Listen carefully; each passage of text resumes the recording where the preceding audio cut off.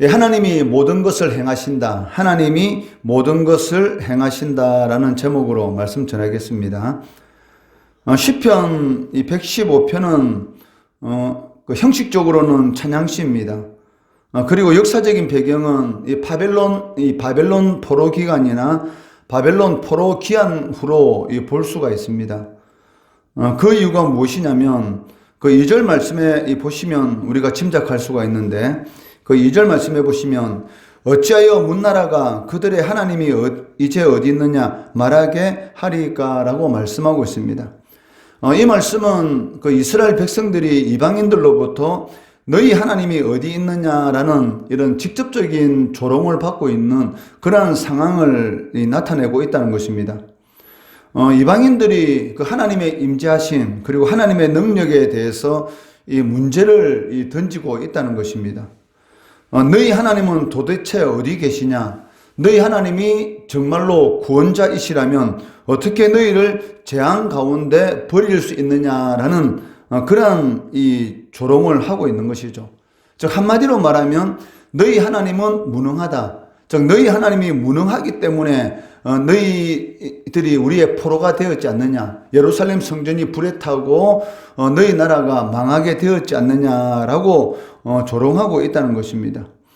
이것은 그 하나님의 명예를 실추시키는 것이다 라고 말을 할 수가 있습니다.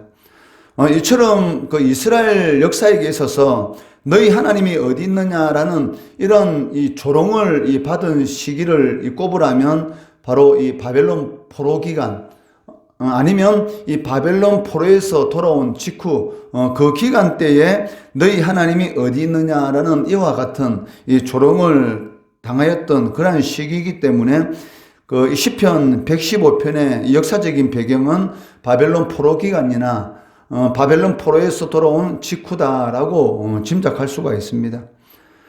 그리고 2절 말씀은 그 1절 말씀 이 시편 기자의 기도에 대한 그러한 배경이 무엇인가를 우리들에게 가르쳐주고 있는데, 그 1절 말씀해 보시면 여호와의 영광을 우리에게 돌리지 마옵소서, 우리에게 돌리지 마옵소서, 오직 주는 인자하시고 진실하심으로 주의 이름에만 영광을 돌리소서라고 말씀합니다. 이 말씀을 간단히 해석하게 되면 그 여호와여 우리를 위해서가 아니라 주의 이름을 위해서 영광을 나타내소서라는 그런 의미를 가지고 있습니다. 즉 그 하나님께서 하나님의 영광을 드러내셔야 하는 그 이유가 무엇입니까? 그것은 고통받고 있는 이스라엘 백성들을 위하는 것도 있지만 그것보다 더 중요한 것이 무엇이냐면 그 하나님 당신의 이 명예를 위해서라는 것이죠. 하나님만이 살아계신 참된 신이신데도 불구하고 이방인들로부터 너희 하나님이 어디 있느냐라는 이러한 조롱을 당하고 있는 그런 상황 가운데서 이스라엘 백성들, 즉 우리를 위해서가 아니라 하나님의 이름을 위해서 하나님께서 직접 그 명예를 드러내 달라라고 기도하고 있다는 것입니다. 그 이방인들에게 너희 하나님이 어디 있느냐라는 이러한 조롱을 당할 때에, 즉 성도들도 이 세상을 살아가다 보면 이 환경 때문에 이방인들로부터 이 조롱을 당하는 그러한 일을 당할 수가 있다는 것이죠. 특히 그 많은 이런 친척들 가운데 우리 집 밖에 예수를 믿지 않을 때, 즉 믿지 않는 가정 가운데서 우리 집만이 이렇게 예수를 믿는 그러한 역사가 일어났을 때에 그 믿지 않는 이 주위에 있는 친척들로부터 이러한 이야기를 많이 듣게 되죠. 내가 예수를 믿고 그로 인해서 이런 재물의 복이라든지 이런 명예의 이 복을 받고 그 세상적인 기준으로 볼 때에 이렇게 잘 산다, 많은 이런 부를 누리면서 잘 산다라는 그러한 상황일 때는 아마 친척들로부터 너희 하나님이 어디 있느냐라는 그런 말은 듣지 않을 것입니다. 왜냐하면 세상 사람들의 기준은 무엇입니까? 바로 눈에 보이는 이 외적인 그런 환경인 것이죠. 그런데 그 하나님을 잘 섬기는데도 불구하고 이 가정 환경은 나아지지 않을 때, 또 세상적인 기준으로 볼 때에 좀 이렇게 가난한 그런 환경에 처하게 되었을 때에 믿지 않는 그런 주위에 있는 사람들로부터, 친척들로부터 너가 섬기는 하나님이 어디 있느냐, 그렇게 예수 믿으면 이 복을 받는다고 말을 하면서 왜 너는 우리들보다 더 그렇게 환경적으로 어려운 그런 상황 가운데 있느냐라는 그런 말을 들을 때에 사실 우리의 이런 그 의기소침하게 되는 그런 일들이 있지 않습니까? 시편 기자도 마찬가지죠. 그 이방인들에게 너희 하나님이 어디 있느냐라는 이런 조롱을 당할 때에 이 풀이 죽을 수도 있지만 그 시편 기자는 오히려 이 맞받아치는 것을 볼 수가 있습니다. 그 3절 말씀해 보시면 오직 우리 하나님은 하늘에 계셔서 원하시는 모든 것을 행하셨나이다. 이 포로 상태에 있습니다. 이 바벨론에 의해서 예루살렘 성전이 불에 타고 있고 남유다가 완전히 이 멸망한 그런 상황 가운데 있으면서도 불구하고 우리 하나님은 모든 것을 할 수 있다. 과연 이것이 말이 되는 소리입니까? 지금 포로 상태에 있으면서도 불구하고 우리 하나님은 모든 것을 할 수 있다. 즉 우리 하나님은 하늘에 계신 분이시고 우리 하나님께서는 모든 것을 행하신다라고 이렇게 말을 할 때에 아마 이 말을 듣는 이방인들은 더 조롱하였을 것입니다. 그런데도 불구하고 시편 기자는 하나님께서 모든 것을 행하신다라는 그러한 이 선언을 하는 것을 볼 수가 있습니다. 우리 하나님이 하늘에 계신다라는 이 말의 의미는 무엇입니까? 그 첫 번째, 우리 하나님이라는 이 말은 하나님과 그 나와 어떤 관계에 있는가? 즉 하나님이 내 인생의 주인이시다. 즉 하나님이 내 인생을 책임져 주신다라는 그런 이 의미가 있는 것이고 또 하늘에 계신다라는 이 말의 의미는 무엇입니까? 이것은 그 장소적인 그런 의미보다는 하나님은 창조주시고 인간은 피조물이다라는 이 근본적인 그런 차이점에 대해서 강조하고 있다는 것이죠.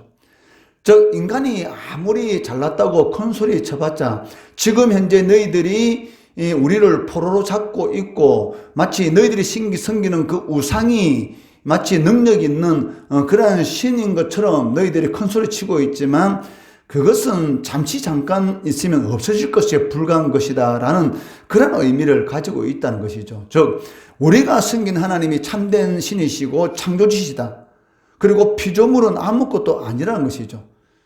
지금 눈에 보이는 상황은 너희들 보기에 아무것도 아닌 것처럼 느껴지고 있지만 그 아무것도 아닌 것처럼 보이는 그런 시간은 순식간에 지나갈 것이고 하나님께서는 모든 것을 행하신다라고 이렇게 큰 소리 치면서 이 믿음의 고백을 하는 것을 볼 수가 있습니다. 이것으로 끝나는 것이 아니고 더 통쾌한 이런 맞받아침에 이 시편 기자의 이 고백이 나오는 것을 볼 수가 있는데 바로 4절부터 8절까지입니다. 그 4절부터 이 8절까지 말씀을 보시면 뭐라고 선언하고 있습니까? 그들의 우상들은 은과 금이요 사람이 손으로 만든 것이다. 즉 우리가 섬기는 하나님 바로 이스라엘의 하나님 여호와 하나님만이 참된 신이시고 그분이 모든 것을 행하신다. 즉 그분이 창조주시다라고 이렇게 큰 소리 치고 나서 바벨론 사람들이 섬기는 그 신이 어떤 존재인가에 대해서 말을 하고 있다는 것이죠. 그들의 우상들은 은과 금이요 사람이 손으로 만든 것이라 입이 있어도 말하지 못하며 눈이 있어도 보지 못하며 귀가 있어도 듣지 못하며 코가 있어도 냄지 맡지 못하며 손이 있어도 만지지 못하며 발이 있어도 걷지 못하며 목구멍이 있어도 작은 소리조차 내지 못하느니라. 우상들을 만드는 자들과 그것을 의지하는 자들이 다 그와 같으리로다 라고 말씀하고 있다는 것이죠. 시편 기자는 이 창조주 하나님 그리고 인간이 만든 이 생명 없는 우상을 이렇게 대조하고 있습니다. 그러면서 하나님을 조롱하고 우상을 섬기는 자들이 얼마나 이 어리석은 자들인가에 대해서 말을 하고 있다는 것이죠. 실제로 그 이스라엘 백성들이 바벨론 포로가 된 이유가 무엇입니까? 그것은 그 하나님의 뜻이었습니다. 이미 하나님께서 이사야 선지자나 예레미야 선지자를 통해서 너희들이 돌이키지 않게 되면 하나님께서 이방인들을 들어서서 너희들을 고통 가운데 빠뜨리겠다라고 이 말씀하셨고 그런데도 불구하고 이스라엘 백성들이 끝까지 이 종교 혼합주의 즉 하나님을 섬긴다고 하면서 실제적으로는 이 우상을 섬기는 그리고 약한 자들을 이 착취하는 이런 사회적 공의가 이루어지지 않는 그런 상황 가운데서 하나님께서 예레미야 선지자에게 뭐라고 말씀하셨습니까? 70년 동안 너희들이 이 바벨론에 이 포로 생활을 하게 될 것이고 70년이라는 기간이 지나고 나면 다시 이 땅에 돌아올 것이다 라고 하면서 예레미야 선지자에게 이 이스라엘 백성들을 보고 바벨론이 쳐들어왔을 때 항복하라잖아요. 왜냐하면 이미 하나님께서 정하셨기 때문에 아무리 발버둥을 친다 할지라도 바벨론을 이길 수가 없는 것입니다.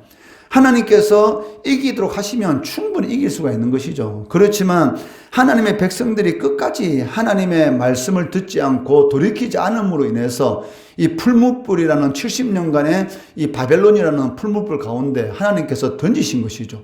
그리고 그 70년이라는 그 시간 가운데에서 이 불순물들을 다 제거하시고 다시 이 70년 후에 이 예루살렘으로 이렇게 돌아오게 만든다는 것입니다. 그러니까 하나님의 계획 가운데서 이 바벨론의 포로가 된 것이지 이 바벨론 제국이 이 막강한 그런 힘이 있었기 때문에 이 예루살렘을 정복할 수 있었던 것은 아닌 것이죠. 이것을 너무나 잘 알고 있는 이 시편 기자의 고백이 무엇입니까? 하나님만이 참신이시고 하나님이 모든 것을 행하신다. 반대로 너희들이 섬기는 그 신은 무엇인가? 바로 우상에 불과하다는 것이죠. 그러면서 그들이 섬기는, 즉 바벨론인들이 섬기는 이 우상의 정체성, 즉 세상 사람들이 섬기는 그 우상의 정체성이 무엇인가에 대해서 제시하는 것을 볼 수가 있습니다. 그 첫 번째는 무엇입니까? 그것은 이 손으로 만들었다는 것입니다. 4절 말씀해 보시면 그들의 우상들은 은과 금이요 사람이 손으로 만든 것이라. 이게 무슨 말입니까? 세상 사람들이 가장 좋아하는 것이 무엇입니까? 은과 금이지 않습니까? 특히 요즘 금값 얼마나 비쌉니까? 한 돈이 뭐 30몇만 원까지 이렇게 치솟고 있는데 얼마나 사람들이 이 은과 금을 좋아하는지. 이 말의 의미는 무엇이냐면 세상 사람들이 자신의 신으로 삼고 있는 것이 무엇이냐는 것이죠. 즉 바로 이 재물인 것이죠.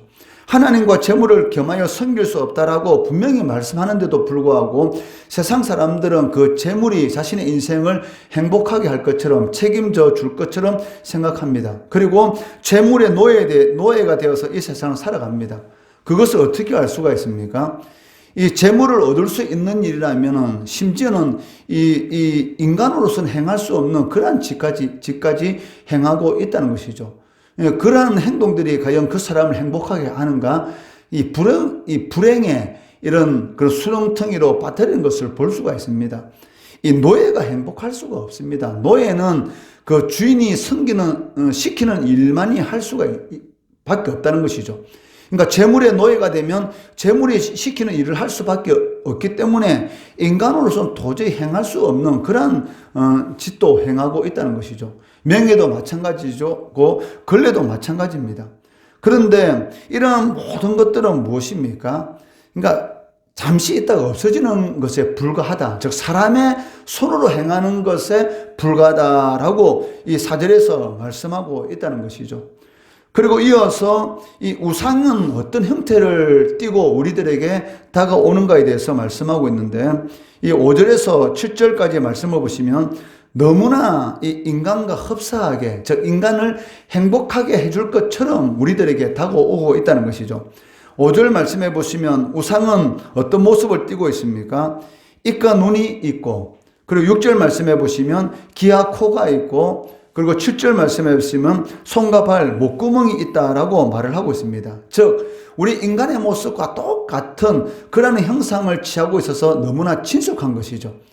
그러니까 너무나 친숙한 모습으로 다가와가지고 우리들이 필요한 모든 것들을 다 해줄 것처럼 그렇게 우리에게 다가오고 있다는 것입니다. 그런데 문제는 무엇입니까? 이 우상이 사람의 모든 모습을 다 가지고 있고 인간들을 행복하게 해줄 것처럼 그러한 모습을 띠고 있지만 실질적으로는 어떻습니까? 사람과는 다르게 말하지도 못하고 보지도 못하고 냄새도 맡지 못하고 그리고 만지지도 걷지도 못한다고 이렇게 시편 기자는 조롱하고 있다는 것이죠. 무려 못한다는 말이 7번이나 반복되면서 이 우상이 얼마나 무능한 존재인지, 인간을 행복하게 해줄 것만 같은 명예, 권력, 그리고 이 재물 이런 것이 얼마나 인간에게 있어서 이 무능력한 것인지 진정으로 인간을 행복하게 해줄 수가 없다는 것입니다. 재물이 인간을 행복하게 해준다면 그 재물 때문에 과연 살인이라든지 인간으로서는 행할 수 없는 그러한 일들이 일어나겠습니까? 과연 그러한 일을 행하고 나서 우리가 행복한 삶을 살 수 있다. 그것은 불가능한 것이죠. 얼마나 많은 경제적인 부를 가지고 있으면서도 불구하고 요즘 사람들이 이 마약이라는 것에 빠지고 있습니까? 경제적으로 보면 우리나라 70년대, 80년대에 비하면 얼마나 지금 잘 살고 잘 먹고 있습니까? 그런데도 불구하고 행복이라는 것을 느끼지 못합니다. 세상적인 삶에 대해서 기쁨을 느끼지 못하기 때문에 어디에서 기쁨을 찾고 있습니까? 이 마약에서 자신의 인생을 통째로 무너뜨리는, 그리고 결국은 죽음으로 향하게 만드는 그런 마약에 이 사람들이 빠져 있지 않습니까? 그 이유가 무엇이냐면 결코 환경이 우리들을 행복하게 하지 못한다는 것입니다. 그런데도 불구하고 마치 이 인간의 형상을 띤 그런 환경의 이런 모습에 사람들이 미혹되고 있는 것이죠. 이 환경이라는 것은 이 무능한 존재에 불과합니다. 오직 하나님만이 인간을 진정으로 행복하게 만들 수 있기 때문에 하나님의 뜻에 따라서 사람은 살아가야 하는 것이죠. 또 그렇게 창조함을 받았기 때문에 그렇게 살아가야 한다는 것입니다. 이 8절 말씀해 보시면 우상을 만들고 의지하는 자는 우상처럼 될 것이다. 즉 제 노예가 된다라고 말을 하고 있습니다. 8절 말씀해 보시면 우상들을 만드는 자들과 그것을 의지하는 자들이 다 그와 같을 것이라. 우상을 섬기는 자들이 우상처럼 말하지 못하게 될 것이고 보지 못하고 듣지 못하고 움직이지 못한 상태, 영적으로 완전히 무능력한 이 죽어있는 상태가 될 것이다 라고 말을 하고 있습니다. 하나님을 섬기지 않고 우상을 섬기는 자들, 즉 세상에 있는 것들을 자신의 주인으로 삼고 살아가는 자들은 하나님과 이 분리된 그런 이 죽은 상태다라는 그런 의미로 말씀하고 있습니다. 우상이라는 이 단어는 그 히브리어로 아짜브라는 그런 단어를 사용하고 있습니다. 즉 이 아짜브라는 이 단어의 뜻이 무엇이냐면 이 수고, 고통이라는 그런 의미를 가지고 있다는 것이죠. 이것은 무엇입니까? 우상을 섬기는 것은 고통스러운 것이다. 즉 이 세상에 있는 것을 내 인생의 주인으로, 인생의 목적으로 살아가면은 반드시 거기에는 이 고통이라는 것이 임하게 된다는 것이죠. 돈을 인생의 목적으로 삼고 명예를 인생의 목적으로 삼고 그리고 이 권세를 인생의 목적으로 삼고 살아가면 어떻게 되겠습니까? 요즘 정치권들 보면 어떻습니까?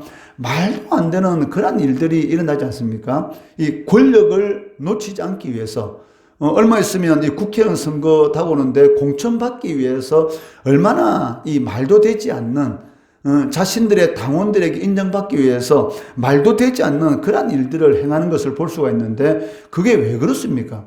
우리는 상식적으로는 이해가 되지 않습니다. 그런데도 불구하고 상식적으로 이해가 되지 않는 그런 일들을 행하고 있는데 그 이유가 무엇이냐면 눈, 코, 귀 다 가려졌기 때문인 것이죠. 이것이 바로 아짜부입니다. 그러니까 우상을 섬기게 되면 저 땅에 있는 것을 인생의 주인으로 삼고 살아가게 되면 이 노예의 삶을 살아갈 수밖에 없는데 그것을 이 수고와 고통스러운 일이다라고 이렇게 말을 하고 있다는 것이죠. 그렇기 때문에 시편 기자는 오직 여호와 하나님만을 의지하라라고 말씀하고 있습니다. 그 이유가 무엇이냐면 창조주 하나님만이 인간에게 있어서 도움이 되고 방패가 되기 때문입니다. 9절에서 11절 말씀해 보시면 이스라엘아 여호와를 의지하라. 그는 너희의 도움이시요 너희의 방패시로다. 아론의 집이여 여호와를 의지하라. 그는 너희의 도움이시요 너희의 방패시로다. 여호와를 경외하는 자들아 너희는 여호와를 의지하여라. 그는 너희의 방패시로다 라고 말씀하고 있습니다. 시편 기자는 이 의지라는 말을 계속적으로 반복하고 있고 또 도움과 방패시라는 말을 3번이나 반복하면서 하나님을 의지하고 사는 사람들만이 하나님께로부터 절대로 버림을 받지 않을 것이다 라는 것을 강조하고 있다는 것이죠. 그리고 13절 말씀에서는 그 하나님을 의지하는 자들이 누구인가? 바로 하나님을 경외하는 자들이 바로 하나님을 의지하는 자들, 즉 하나님의 말씀대로 살아가는 자들이 하나님을 의지하는 자들이고, 이러한 자들에게 하나님께서는 도움과 방패가 되신다라고 말씀하고 있습니다. 그리고 그러한 자들에게 하나님께서 무엇을 주신다고 말씀하십니까? 바로 복을 주시려다라고 말씀하고 계시다는 것이죠. 그렇기 때문에 하나님을 경외하는 자들의 입에서 자연스럽게 나오는 것이 있습니다. 왜? 그것이 무엇입니까? 이제부터 영원까지 여호와를 송축하리로다. 즉 하나님께서 내 인생에 복을 주시니까 내 입에서 흥얼거림이 나오고 있는데, 그 흥얼거림이 무엇입니까? 죽을 때까지 하나님을 찬양하는 그런 흥얼거림이 나오게 된다는 것이죠. 저 여기까지 지내온 것도 오직 하나님의 은혜다, 이런 고백을 할 수밖에 없다는 것이죠. 이것이 바로 바울의 고백이었고 믿음의 조상들의 고백이지 않습니까? 나의 나된 것은 오직 하나님의 은혜다. 사실 바울은 이런 고백을 할 수 없죠. 왜냐하면 복음을 전하면서 죽을 고비를 얼마나 많이 넘겼고, 돌에 맞아 죽을 뻔도 했고, 또 매를 얼마나 많이 맞았는지, 또 복음을 전하다가 이 배고픔을 겪게 되고 추위에 떨고, 또 이 강에 빠져서 죽을 고비를 얼마나 많이 넘겼습니까? 그러한 이 바울 사도가 나의 나된 것은 하나님 은혜다, 이것은 인간적인 기준으로는 도저히 이해가 되지 않는 것이죠. 그런데 세상이 줄 수 없는 그 은혜가 바울에게 임하고 있었다는 것입니다. 감옥에 갇혔음에도 불구하고 기뻐하고 항상 기뻐하라는 그 고백을 할 수 있는 이유가 무엇입니까? 바로 하나님의 함께 하심입니다. 그러니까 자신도 모르는 사이에 입에서 흥얼거림이 나오고 있는데, 그 흥얼거림이 여호와를 송축하라는 것입니다. 이 은혜가 성도들에게 있어서 가장 큰 은혜입니다.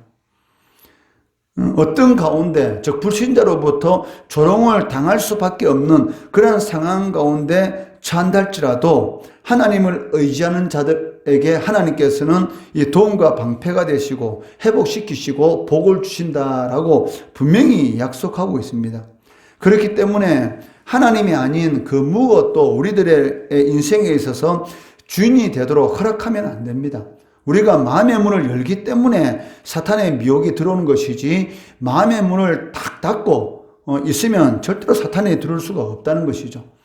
하나님이 아닌 그 무엇도 우리 인생의 주인이 되는 것이 아니라 오직 하나님을 찬양하고 하나님만이 우리 인생의 주인이 되면 여호와를 송축하라는 흥얼거림이 우리의 입에서 자연스럽게 나오는 그런 은혜를 누리게 된다는 것이죠. 이런 은혜 누리시는 우리 성도 되시기를 주의 이름으로 축원합니다.